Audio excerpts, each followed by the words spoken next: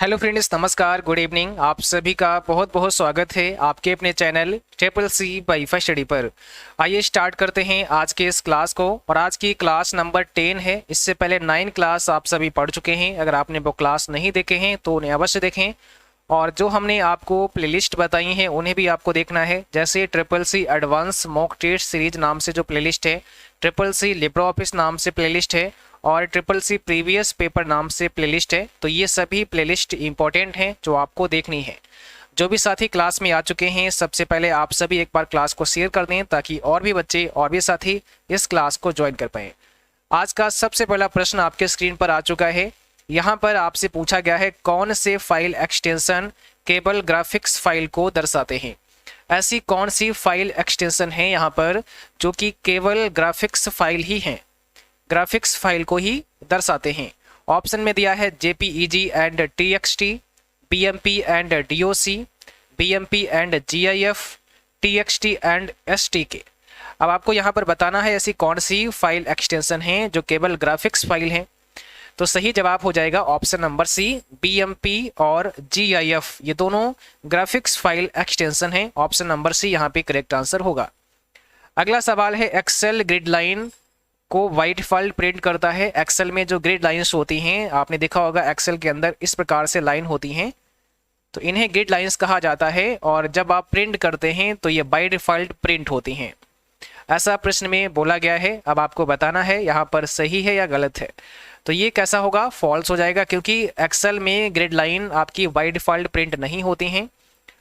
अगर आपने border apply किया है तब तो प्रिंट होगा। वैसे ग्रिड लाइन आपकी बाय डिफॉल्ट प्रिंट नहीं होती हैं, बट अगर आप ये चाहते हैं कि ग्रिड लाइन भी प्रिंट हो, आपकी ग्रिड लाइंस भी आप प्रिंट करना चाहते हैं तो आप प्रिंट कर सकते हैं। ठीक है, तो आप प्रिंट करा सकते हैं जिसमें आपके कॉलम भी प्रिंट हो जाएंगे, मीन्स कॉलम हेडर भी आ जाएंगे। जैसे आपके जो कॉलम हेडर होते हैं ना, ABCG, ऐसे कॉलम के हेडर होते हैं, तो column header and row header भी आपके प्रिंट हो सकते हैं, लेकिन ये बाय डिफॉल्ट नहीं होता है। इसलिए आपको यहाँ पे बी करना है, ऑप्शन नंबर बी फॉल्स हो जाएगा।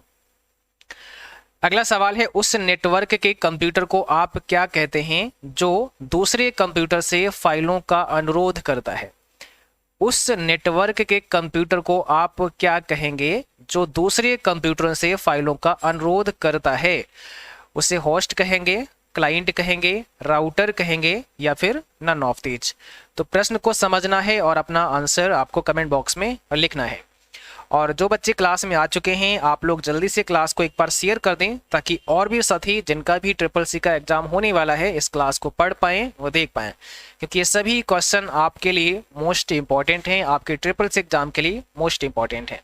तो यहाँ पर हो जाएगा ऑप्शन बी, उसे क्लाइंट कहा जाएगा। उस नेटवर्क के कंप्यूटर को आप क्या कहते हैं जो दूसरे कंप्यूटर से फाइलों का अनुरोध करता है। दूसरे कंप्यूटर से फाइलों का अनुरोध करता है तो अनुरोध करने वाला क्लाइंट हो जाएगा, ऑप्शन नंबर बी। ठीक है, अगला सवाल है हार्डवेयर डिवाइस जो मुख्य कंप्यूटर सिस्टम का हिस्सा नहीं है और अक्सर सिस्टम में बाद में जोड़े जाते हैं।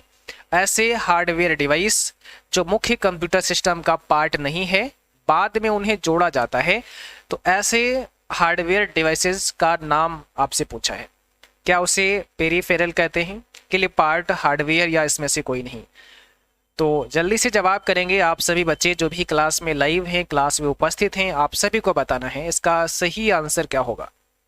सोचना है, समझना है और कमेंट बॉक्स में अपना जवाब लिखना है। कोशिश करनी है कि आपके मैक्सिमम जवाब सही निकलें, ऐसा आपको प्रयास करना है। और जो गलत भी हो जाए तो आप उन्हें बाद में याद कर सकते हैं जो आपको यहाँ पर बताया जाता है। तो यहाँ पर हो जाएगा ऑप्शन नंबर पहला, पेरिफेरल। ऐसे हार्डवेयर डिवाइस जो कंप्यूटर सिस्टम का हिस्सा नहीं होते हैं, उन्हें बाद में जोड़ते हैं, उन्हें पेरिफेरल डिवाइसेस का नाम दिया जाता है। अगला सवाल है इंटरनेट और इंट्रानेट में क्या अंतर है। दोनों में क्या अंतर है, क्या डिफरेंस है। ठीक है, इंटरनेट और इंट्रानेट में क्या फर्क है ये आपको बताना है। कौन सा यहाँ पे जवाब होगा, जल्दी से कमेंट बॉक्स में आप लोग आंसर करेंगे, क्योंकि ये सवाल एग्जाम में कई बार आपके पूछा जा चुका है, आपको याद रखना है। तो देखो, इंटरनेट क्या है, पब्लिक है। One is public, the other is private. Internet आपका पब्लिक नेटवर्क है और इंटरनेट आपका प्राइवेट है। इंट्रानेट प्राइवेट है। तो पहला ऑप्शन आपको यहाँ पे करना है, सही हो जाएगा फर्स्ट ऑप्शन आपका। अगला सवाल है, आपका कंप्यूटर धीरे धीरे धीमा हो गया है, सबसे संभावित कारण क्या है? आपका कंप्यूटर स्लोली स्पीड उसकी कम हो गई है, इसमें सबसे संभावित कारण क्या हो सकता है? ऐसा होने की क्या वजह हो सकती है? तो जल्दी से जवाब करेंगे आप सभी जो भी यहाँ पर इस क्लास में उपस्थित हैं। इसका आंसर हो जाएगा एडवेयर या spyware is infecting your PC. आपके कंप्यूटर को स्पाईवेयर या एडवेयर इन्फेक्ट कर रहा है। ओके, तो ऑप्शन नंबर यहाँ पर हो जाएगा सी करेक्ट। अगला सवाल है, विशेषज्ञों का कहना है कि कंप्यूटर मॉनिटर को देखने का सबसे स्वास्थ्यप्रद तरीका है। ठीक है, तो यहाँ पर एक्सपर्ट से that healthiest way to view a computer monitor is Y. अब आपको बताना है इसमें कौन सा सही जवाब हो जाएगा। Placing it 18 to 13 inches away from your eyes, viewing from a darkened room, adjusting the screen for maximum contrast, using special glasses that filter out UV rays यानी अल्ट्रावायलेट रेज। तो अब यहाँ पर कौन सा सही आंसर है आपके लिए, ये आपको बताना है। विशेषज्ञों का कहना है कि कंप्यूटर मॉनिटर को देखने का सबसे स्वास्थ्यप्रद तरीका हो सकता है, तो ऑप्शन पहला placing it 18 to 13 inches away from your eyes, option number ये आपको सही करना है। अगला सवाल है, रैम के लिए दर्शाता है। रैम स्टैंड्स फॉर, यानी रैम का सीधा सीधा फुल फॉर्म पूछ लिया गया है। बहुत ही आसान है, आप सभी को पता है, कई बार पढ़ाया है। तो रैम का मतलब यहाँ पर हो जाएगा रैंडम एक्सेस मेमोरी, है ना। रैंडम एक्सेस मेमोरी होता है, ये रैम का फुल फॉर्म होता है। और रैम आपकी एक कैसी मेमोरी है? वोलेटाइल है। ये आपको ध्यान रखना है क्योंकि कहीं ये भी पूछ सकते हैं आपके एग्जाम में, अक्सर ये पूछते हैं। तो रैम एक वोलेटाइल मेमोरी है जिसे रैंडम एक्सेस मेमोरी कहा जाता है। ठीक है, अगला सवाल है, निम्नलिखित में से कौन सी प्रोग्रामिंग भाषा नहीं है? Which of the following is not a programming language. इसमें से कौन सी एक ऐसी है जो प्रोग्रामिंग भाषा नहीं है? ऑप्शन देखिएगा, बेसिक लिखा हुआ है, जावा लिखा हुआ है, अवास्ट है और C++ है।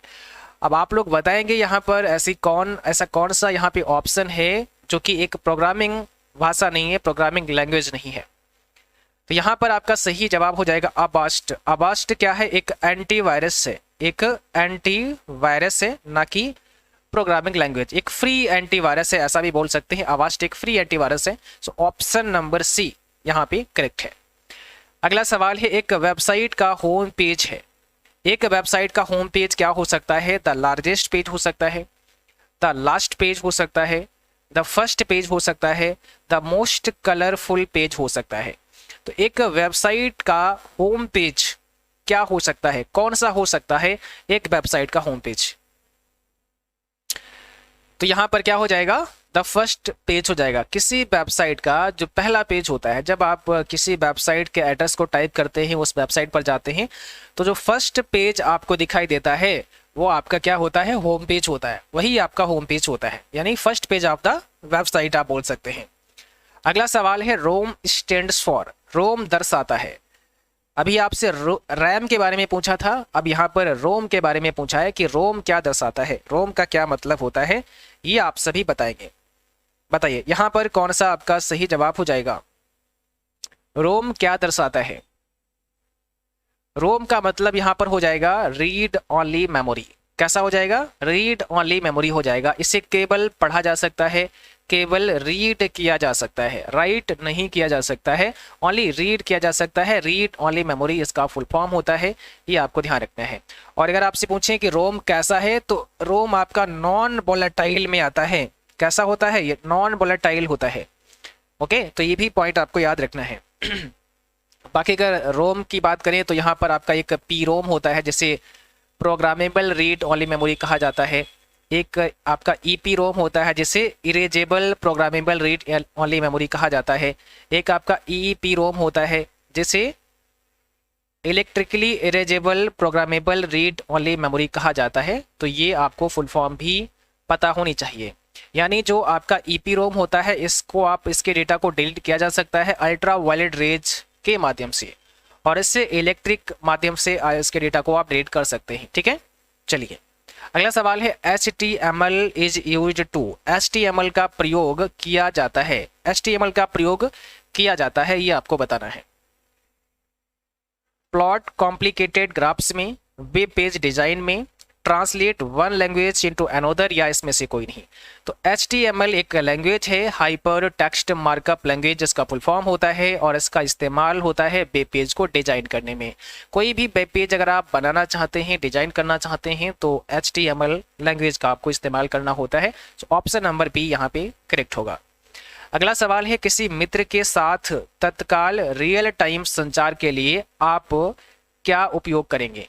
ठीक है, अगर आप किसी मित्र के साथ में तत्काल रियल टाइम संचार करना चाहते हैं, रियल टाइम में कम्युनिकेशन करना चाहते हैं, तो फिर आप किसका इस्तेमाल करेंगे। ऑप्शन देखिएगा, इंस्टेंट मैसेजिंग, ईमेल, यूजनेट और मेलिंग लिस्ट का ऑप्शन दिया है। तो अब आप लोग बताएंगे इसमें कौन सा सही जवाब हो सकता है। क्या करना पड़ेगा आपको, तो यहां पर आंसर हो जाएगा ऑप्शन नंबर पहला, इंस्टेंट मैसेजिंग, यानी कि शॉर्ट में से आप IM लिख सकते हैं। IM full form instant messaging. तो अगर हम अपने फ्रेंड से रियल टाइम में कम्युनिकेट होना चाहते हैं तो हमें इंस्टेंट मैसेजिंग का इस्तेमाल करना पड़ेगा। अब इसके अंतर्गत बहुत सारे सॉफ्टवेयर आते हैं, जैसे आपका व्हाट्सएप हो गया, टेलीग्राम हो गया, ठीक है, फेसबुक मैसेंजर हो गया, जहां पर आपको रियल टाइम में, जब आप रियल टाइम में वार्तालाप करते हैं, किसी से कम्युनिकेट करते हैं, तो वहां पर इंस्टेंट मैसेजिंग होता है। ऑप्शन नंबर पहला यहाँ पे करेक्ट हो जाएगा। देखिए, एक ही प्रश्न आपसे अलग अलग तरह से पूछा जा सकता है, इस बात का विशेष आपको ध्यान रखना होगा। और ये हर बार हम जब क्लास आपको कराते हैं तो ये समझाने का प्रयास करते हैं कि प्रश्न को समझ लेना है। एक बहुत ही सिंपल तरीके से पूछा जाने वाला प्रश्न भी थोड़ा हार्ड किया जा सकता है, उसको घुमा फिरा के आपसे पूछ सकते हैं ताकि आप कन्फ्यूज हो जाए। तो अगर आपने प्रश्न के मीनिंग को समझने का प्रयास किया और अगर आप मीनिंग समझ गए तो उसका आंसर आपके लिए बहुत आसान हो जाएगा। ओके, अगला सवाल है, यहाँ पर पूछा गया है, आप ईमेल द्वारा किस प्रकार का डेटा भेज सकते हैं। What kind of data can you send by email. अगर आप ईमेल से कोई डेटा भेजना चाहते हैं तो किस प्रकार का डेटा आप भेज सकते हैं। ऑडियो, पिक्चर्स, वीडियो, या फिर उपरोक्त सभी, ऑल ऑफ द अबव। और हाँ, जिन बच्चों ने अभी तक क्लास को लाइक नहीं किया है तो आप भाई सभी बच्चे क्लास को लाइक कर देना। जो भी क्लास में देख रहे हैं आप सभी को क्लास को लाइक करना है और शेयर करना है। और जो साथी चैनल पर पहली बार हैं, जिन्होंने सब्सक्राइब नहीं किया है, तो आपको सब्सक्राइब कर लेना है ताकि आपको प्रॉपर क्लास मिलते रहे।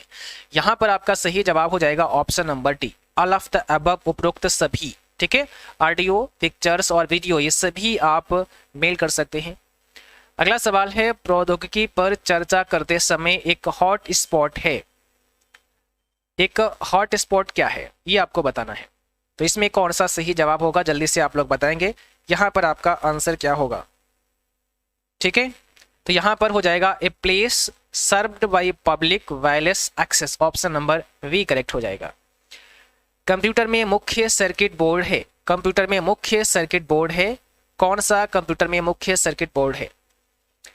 बहुत सारे बच्चे कमेंट कर रहे थे कि सर आपने जो स्कॉलरशिप एग्जाम कराया है उसके अलावा आपने डिस्काउंट नहीं दिया है, तो आप CCC मई बैच में डिस्काउंट कर दीजिएगा। तो जिन बच्चों का CCC का एग्जाम मई में होने वाला है, आप सभी के लिए भी 10% डिस्काउंट कर दिया गया है, सभी बच्चों के लिए। जिन्होंने स्कॉलरशिप एग्जाम नहीं दिया था उनके लिए भी। तो जब भी आप CCC मई बैच में एडमिशन लें, वहां पर आपको देव 10 डिस्काउंट कूपन कोड अप्लाई कर देना है। जैसे ही आप देव 10 कूपन कोड अप्लाई कर देंगे तो आपको 10% डिस्काउंट मिल जाएगा। ये बैच आपका वैसे तो 599 रुपये का है, लेकिन 349 रुपये का हमने इसको लॉन्च किया था। तो इस पर भी आपको 10% और अभी ऑफ हो जाएगा। जो बच्चे लेना चाहते हैं वो इस बैच में अपना एडमिशन ले सकते हैं। ठीक है, एडमिशन लेने के लिए आपको CCC वाईफाई स्टडी का mobile application Google play store पर मिल जाएगा, वहां से आप डाउनलोड करके इसे इंस्टॉल कर सकते हैं। बाकी कोई जानकारी लेनी है तो आप मुझे व्हाट्सअप कर सकते हैं, व्हाट्सअप नंबर भी आपको स्क्रीन पर दिख रहा होगा। यहाँ पर हो जाएगा मदरबोर्ड, कंप्यूटर में मुख्य सर्किट बोर्ड होता है, मुख्य सर्किट बोर्ड आपका मदरबोर्ड होता है, मदरबोर्ड को कहा जाता है। अगला सवाल है, इंटरनेट एक्सप्लोरर एक है, इंटरनेट एक्सप्लोरर क्या है। तो यहां पर क्या हो जाएगा, option number B, web browser. एक वेब ब्राउजर है जो वेब को ब्राउज करता है, वेबसाइट को ओपन कराता है। भाई अगर हम किसी भी वेबसाइट पर जाना चाहते हैं तो किसी ना किसी ब्राउज़र की हेल्प लेनी पड़ेगी, चाहे आपका इंटरनेट एक्सप्लोरर हो, चाहे मोजिला फायरफॉक्स हो, चाहे आपका गूगल क्रोम हो, कहीं ना कहीं हमें ब्राउज़र पर ही जाना पड़ेगा। सो यहाँ पर इंटरनेट एक्सप्लोरर भी एक प्रकार का वेब ब्राउज़र है। इसी प्रकार से अगर पूछें आपसे कहे कि भाई माइक्रोसॉफ्ट एज क्या है, तो माइक्रोसॉफ्ट एज भी आपका एक वेब ब्राउज़र है और ये काफ़ी पॉपुलर हो गया है। अक्सर आपके एग्जाम में पूछ लेते हैं कि विंडोज 10 के साथ में कौन सा डिफ़ॉल्ट ब्राउज़र होता है, तो माइक्रोसॉफ्ट एज नाम का ब्राउज़र विंडोज 10 के साथ में डिफ़ॉल्ट होता है। अगला सवाल है LCP क्या है, व्हाट इज LCP? LCP क्या है ये आपको बताना है, तो यहाँ पर क्या हो जाएगा, LCP यानी लिंक कंट्रोल प्रोटोकॉल इसका फुल फॉर्म होता है, तो ये फुल फॉर्म आपको याद रखनी है। LCP का मतलब है लिंक कंट्रोल प्रोटोकॉल। अगला सवाल है एक मकड़ी क्या है, व्हाट इज अ स्पाइडर? यहाँ पर देखो जो मकड़ी आप सभी देखते हैं घरों में होती है ना, उस मकड़ी की बात नहीं की गई है यहाँ पर, ये गूगल मकड़ी की बात की गई है, स्पाइडर की बात की गई। What is a spider? तो ये कंप्यूटर वायरस है एक प्रकार का, a program that catalogs websites, ये hacker who breaks into computer system and application for viewing website. तो जो आपका स्पाइडर है ये क्या होता है? देखिए स्पाइडर एक ऐसा प्रोग्राम है जो कैटलॉग बनाता है, वेबसाइट्स की कैटलॉग बनाता है, वेबसाइट्स की सूची बनाता है ना, क्या करता है, वेबसाइट्स की सूची बनाता है। और ये काम करते हैं सर्च इंजन के लिए, जो आपके सर्च इंजन होते हैं, जैसे एग्जांपल लेते हैं गूगल का, google.com भी एक सर्च इंजन है। तो आपको अगर कुछ भी सर्च करना होता है बस आप गूगल पर जाके सर्च कर सकते हैं। तो आपने कभी सोचा कि जब आप गूगल पर सर्च करते हैं तो ये जानकारियाँ गूगल के पास कहाँ से आती हैं? तो गूगल अपने पास जानकारियों को इकट्ठा करता है इन स्पाइडर्स के माध्यम से। ऐसे बहुत सारे स्पाइडर्स होते हैं गूगल के पास में जो इंफॉर्मेशन को इकट्ठा करते हैं अपने सर्वर में। तो इस स्पाइडर्स क्या करते हैं, एक सूची बनाते रहते हैं अपने सर्वर में, गूगल के सर्वर में, ठीक है। और जब आप कोई भी कीवर्ड डाल के सर्च करते हैं तो उस कीवर्ड से संबंधित इंफॉर्मेशन गूगल आपको अपने सर्वर से उठा करके दिखा देता है। तो अगर आपसे पूछें कि मकड़ी क्या है या स्पाइडर क्या है, तो आप program that catalogs websites, option number यहाँ पे बी हो जाएगा, ठीक है, ध्यान रखना है। अगला सवाल है निम्न में से कौन इंटरनेट का हिस्सा नहीं है? इंटरनेट का हिस्सा कौन सा नहीं है? Which of the following is not a part of the internet? World wide web, email, CD-ROM और HTTP, इसमें इंटरनेट का कौन सा एक हिस्सा नहीं है? थोड़ा ध्यान से समझना है, अगर आप समझ करके आंसर करेंगे तो निश्चित आपका जवाब सही निकलेगा। और इस क्लास के लास्ट में हमें बताना कि आपने आज की इस क्लास में कितना स्कोर किया है, कितने आपने सही आंसर के जवाब दिए हैं। यहाँ पर CD-ROM हो जाएगा, compact disc read only memory, तो ये इंटरनेट का हिस्सा नहीं है। बाकी कहीं ना कहीं वर्ल्ड वाइड वेब, ईमेल और HTTP ये सब आपके इंटरनेट से संबंधित हैं सिवाय CD-ROM। अगला सवाल है निम्नलिखित में से कौन सा वर्ड प्रोसेसर सबसे पहले आया? ये काफ़ी इंपॉर्टेंट है और ये एग्जाम में कई बार पूछा भी गया है। सबसे पहला वर्ड प्रोसेसर की अगर आप बात करें, फर्स्ट वर्ड प्रोसेसर कौन सा है? तो यहाँ पर word perfect, lotus notes, MS word, word star के ऑप्शन दिए गए हैं। इसमें सही आंसर हो जाएगा वर्ड स्टार। देखिए कई बार जो प्रश्न आपका होता है वो ऑप्शन पर भी डिपेंड कर जाता है, जैसा यहाँ पर हुआ है, ठीक है। जब आपके पास 4 ऑप्शन होते हैं तो उनमें से हमें एक आंसर करना होता है, या तो फिर नन ऑफ दीज का ऑप्शन हमें मिल जाए, तो यहाँ पर वर्ड स्टार हो जाए। दूसरा आपको थोड़ा ध्यान रखना है, इलेक्ट्रिक पेंसिल, ये 1976 में सबसे पहला वर्ड प्रोसेसर था। कौन सा? Electric pencil. और इसके जस्ट बाद 1978 में आ गया था वर्ड स्टार, एक पावरफुल वर्ड प्रोसेसर जिसमें बहुत सारे एडवांस फीचर थे। इलेक्ट्रिक पेंसिल से बहुत ज़्यादा यहाँ पर फीचर थे वर्ड स्टार में। तो सबसे पहला अगर आप देखेंगे तो इलेक्ट्रिक पेंसिल ही हो जाएगा, बट यहाँ प्रश्न में देखेंगे तो इलेक्ट्रिक पेंसिल कहीं नहीं दिया गया है। तो उसके बाद में जो आपका सेकेंड आया है, सेकेंड आप बोल सकते हैं इसे, वो है वर्ड स्टार, लेकिन यहाँ पर वर्ड स्टार ही दिया गया है, तो आपको यही सही करना है, ठीक है। तो सबसे पहले की अगर बात करेंगे तो इलेक्ट्रिक पेंसिल हो जाएगा, और इसके बाद आया वर्ड स्टार। इसके तुरंत बाद मान लीजिए आप 78 में आ गया था। तो आप ये देख लेना है कि आपके ऑप्शन में क्या दिया गया है, उसी के अनुसार आपको जवाब करना है। अगला सवाल है ECP के लिए क्या दर्शाता है, या ECP क्या दर्शाता है, ठीक है। ECP का फुल फॉर्म आपको बतानी है। ECP का मतलब होता है एक्सटेंडेड कैपेबिलिटीज पोर्ट। ऑप्शन हमारा यहाँ पे पहला करेक्ट हो जाएगा, तो ये आपको ध्यान रखना है। तो आज का क्लास बस यहीं तक था। उम्मीद करता हूँ आप सभी को क्लास पसंद आया होगा। क्लास अच्छा लगा उसको लाइक करें, शेयर करें, और जो साथी चैनल पर पहली बार हैं आप सभी सब्सक्राइब करें, साथ में बेल आइकन भी प्रेस कर लेना ताकि नोटिफिकेशन भी आप सभी को मिलता रहे। और कल से आप सभी के लिए सुबह मॉर्निंग में भी क्लास होगी। सुबह मॉर्निंग में रिवीजन क्लास होगी जिसका समय रहेगा 8 AM, सुबह 8 बजे। ठीक है, तो सुबह 8 बजे आपकी रिवीजन क्लास होगी, आपको ध्यान रखना है। ठीक है, सुबह 8 बजे आपकी रिवीजन क्लास होगी जिसमें सभी बच्चों को उपस्थित होना है। आज का सेशन बस यहीं पर समाप्त होता है। अगर आपका कोई सवाल है, कुछ पूछना चाहते हैं तो बेशक आप कमेंट बॉक्स में पूछ सकते हैं, बता सकते हैं। बाकी जिन बच्चों को CCC का पैड कोर्स ज्वाइन करना है हमारे मोबाइल एप्लीकेशन पर, तो आप ज्वाइन कर सकते हैं। वहां पर आपको भी 10% डिस्काउंट मिल जाएगा। इसके लिए आपको देव10 कूपन कोड अप्लाई कर देना है। तो चलिए आज का सेशन बस यहीं पर समाप्त करते हैं। Thank you for watching.